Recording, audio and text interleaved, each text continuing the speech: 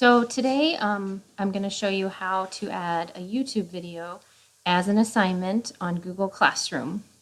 And we need to first make sure that we're under the classwork tab up here.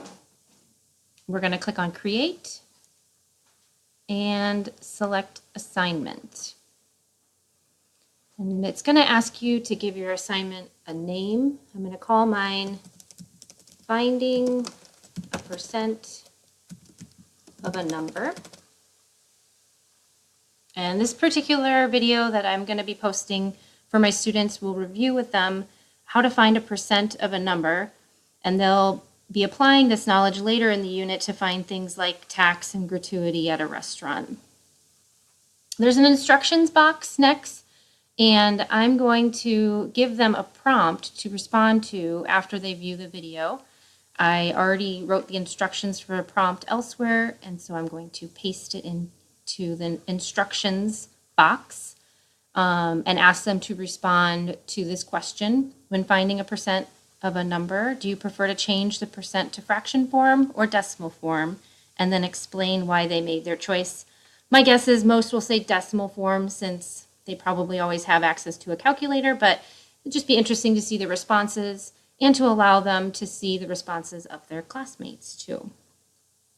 Okay, now that the instructions are done, I'm going to go down here and click on the YouTube icon.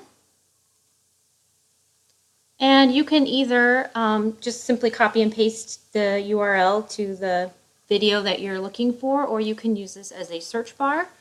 I'm going to search this video. It is by Math Antics, and it is called Finding a Percent of a Number.